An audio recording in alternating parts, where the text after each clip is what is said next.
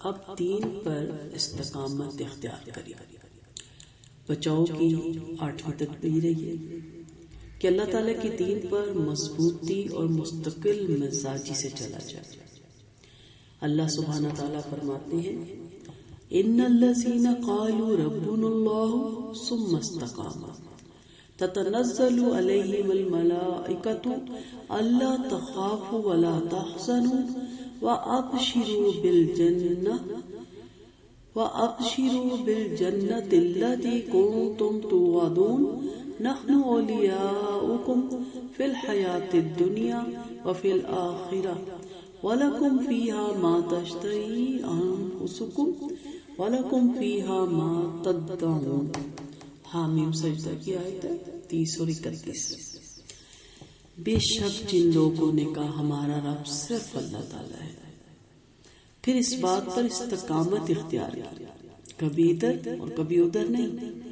زبانی ہمارا رب اللہ ہے، کلامی ہمارا رب اللہ ہے، لیکن دل میں بہت سے الہ بنا رکھے ہیں، بہت سے بت بٹھا رکھے ہیں. قرآن مجید کی آیت ہے نا کہ سب سے بڑا الہ آپ کا نفس ہے، سب سے زیادہ جس کی عبادت کی جاتی ہے وہ میرا اور آپ کا نفس ہے. ہم تو اپنے نفس کی پوجا میں اور نفس کی عبادت میں اپنی زندگی گزار رہے ہیں. تو دیکھنا یہ ہے کہ کیا واقعی ربنا اللہ، ہم نے کہا ہے کہ ہمارا رب اللہ ہے. خانہ کعبہ کے تو ارد گرد 365 بت تھے نا، یا 313.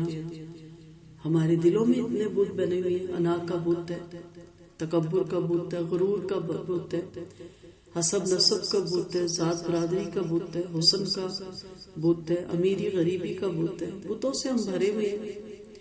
رب تو وہی ہوتا ہے نا جس کی عبادت کی جائے، جس کی پوجا کی جائے. تو پھر کا ثم استقاموا، اس پہ استقامت اختیار کریں. تو ان پر فرشتے نازل ہوتے ہیں اور کیا کہتے ہیں کہ نہ تم ڈرو اور نہ ہی غم کھاؤ. اب یہاں پہ کیا کہا گیا؟ تو پھر ایسے لوگوں کو کیا کہا جاتا ہے؟ فرشتے انہیں کیا کہتے ہیں؟ فرشتوں کا نزول ان کے ساتھ ہوتا ہے، دائیں بائیں آگے پیچھے. تم نہ ڈرو اور نہ ہی غم کھاؤ. ڈر آپ جانتے ہیں کس چیز کا؟ غم جو پچھلی زندگی گزر چکی ہوتی ہے، اور ڈر آنے والی زندگی ہے جو ہم گزار رہے ہوتے ہیں. وَأَبْشِرُوا بِالْجَنَّةِ، اور خوش ہو جاؤ اس جنت کے ساتھ، الَّتِي كُنتُمْ تُوعَدُونَ، وہ جس کا تم سے وعدہ کیا جاتا ہے. کتنی خوبصورت آیات ہے. صرف کرنا کیا ہے کہ دین پہ استقامت اختیار کرنی ہے.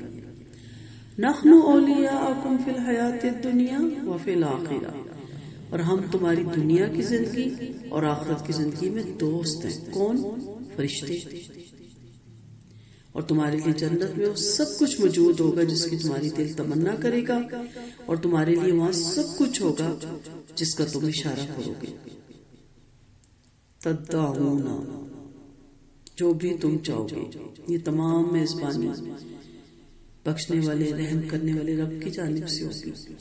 تو استقامت ضرور کریں. ہمارے یہاں ہوتا ہے تہجد شروع کیے جوش ختم، اشراق شروع کیے جوش ختم، صدقہ دینا شروع کیا کہ جی میں ہر مہینے دوں گی یا دیں گے، ہم ہر ہفتے دیں گے، ہم یہ اہتمام کریں گے. وہ کچھ عرصے بعد وہ آپ ایک کام کر رہے تھے، نہیں بس چھوڑ دیا، ہوا نہیں، ٹائم نہیں ملا، اور پرابلم آ گئی، ذرا سی کوئی مشکل تکلیف تنگی آئی نہیں، پہلا کام روک دیا. اکثر لوگوں میں یہ چیز دیکھی گئی ہے. اور رکتا کیا؟ نیکی کا کام، دین کا کام، اللہ کے راستے کا کام.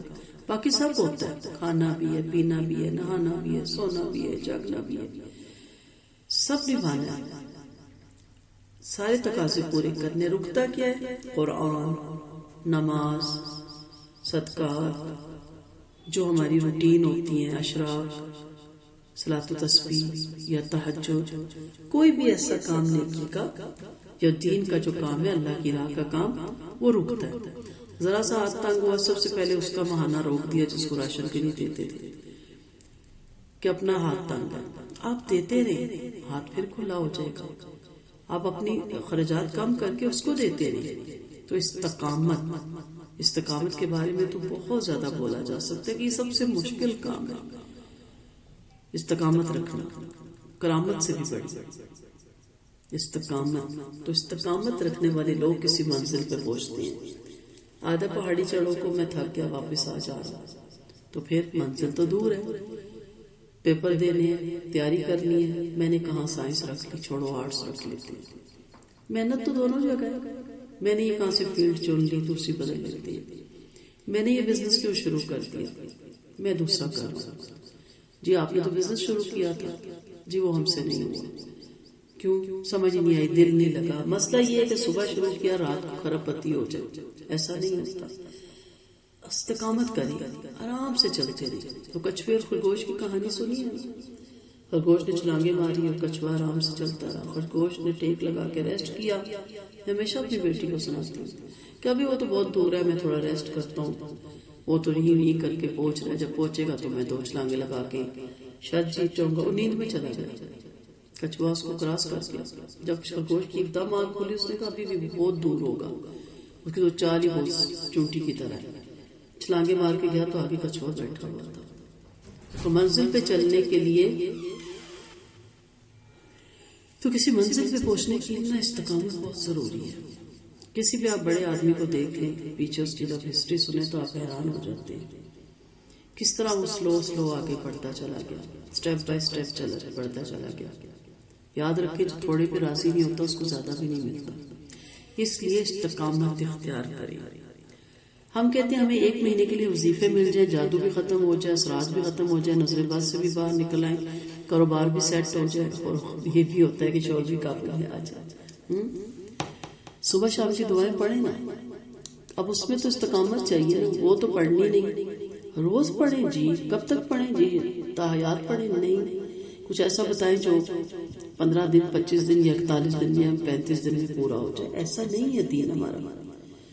ایسی کوئی چیز نہیں ہے، کچھ بھی نہیں ہے. جیسے قرآن بھی ہم کہتے ہیں کہ مرنے والوں کے پیچھے اتنے پڑھ کے تو اس کے اکاؤنٹ میں ٹرانسفر کرواتے. ایسا نہیں ہے ہمارا دین. یہ استقامت کا دین ہے. نماز بھی تو قبر تک پڑھنی ہے نا. جب آخری سانس نکل جائے پھر نماز چھوٹتی ہے. صبر بھی قبر تک کرنا ہے نا. یہ نہیں کہ آج میں نے کر لیا بہت صبر، اب مجھ سے نہیں ہوتا. صرف بھی تو قبر تک رکھنا ہے نا. صلہ رحمی بھی قبر تک رکھنی ہے نا. جب موت آئی قبر میں تو پھر ختم ہوا یہ سب کچھ. ایسا ہی ہے نا. دین پہ استقامت بھی قبر تک ہے. صبح شام کی دعائیں آپ پڑھیں گے، وہ بھی آپ کو ہم سکھائیں گے. اس سے بھی انسان بہت سی پریشانیوں سے بچا رہتا ہے. استقامت اختیار کریں تو انشاءاللہ آپ دیکھیں گے کہ آپ ان چیزوں سے محفوظ رہیں گے. اس پہ میں کیوں کہہ رہی ہوں؟ کیونکہ جب آپ کو سکھایا جائے گا صبح شام کی دعائیں تو پھر یہ نہیں کہا جائے گا آپ 21 دن یا 31 دن پڑھیں. آپ کو تحیات پڑھنی ہے. اس کی تفسیر بھی بتائیں گے، ترجمہ بھی بتائیں گے، عربی بھی بتائیں گے. اگر آپ کہیں گے تو ہم علیحدہ سے گروپ بنا کے آپ کو باقاعدہ تجوید کے ساتھ یاد بھی کروا دیں گے. لیکن پڑھنی آپ نے اور ہمیشہ پڑھنی ہے، اور اس یقین کے ساتھ پڑھنی ہے کہ اس کا بہت اجر و ثواب ہے.